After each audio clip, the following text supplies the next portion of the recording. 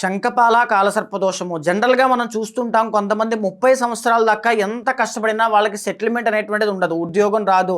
సరైన వ్యాపారంలో స్థిరపడరు. ఒకటి తర్వాత ఇంకొకటి మారుతూ, మారుతూ, మారుతూ అలాగే ఉంటారు. 33 ఇయర్స్ వరకు వాళ్ళకి సెటిల్‌మెంట్ అనేటువంటిది కనబడదు. మేజర్‌గా వాళ్ళకి శంఖపాల కాలసర్పదోషం ఉన్నట్టుగా మనం చెప్పవచ్చు. ఇంకా వారి యొక్క గుణగణాలు ఎలా ఉంటాయంటే 4th హౌస్‌లో రాహు మూలంగా అనారోగ్యము అనేటువంటిది చాలా ఎక్కువగా ఉండడం.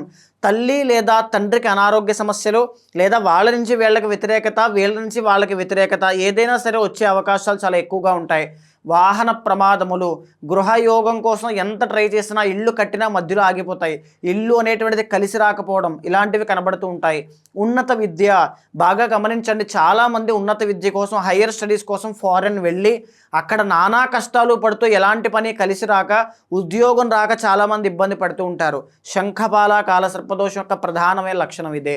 తరువాత 10th హౌస్లో కేతువు అంటే డిలే అవ్వడం, ఈ యొక్క ప్రొలాంగ్ అవ్వడం అంతా కూడా కేతువు చేస్తూ ఉంటారు. 10th ఉండడం వల్ల ఏ పని కలిసి రాకపోవడం, ఒక దాంట్లో స్టేబుల్గా స్టాండర్డ్గా నించోలేకపోవడం, ఉండలేకపోవడం, ఇవన్నీ కూడా శంఖపాల అని పిలువబడేటువంటి కాలసర్పదోషం యొక్క లక్షణాలు. సో ఇలాంటి సిమ్టమ్స్ కనుక మీకున్నట్లయితే ఖచ్చితంగా అపాయింట్మెంట్ తీసుకోండి. దీనికి ఎలాంటి రెమెడీ పాటించాలో నేను చెప్తాను.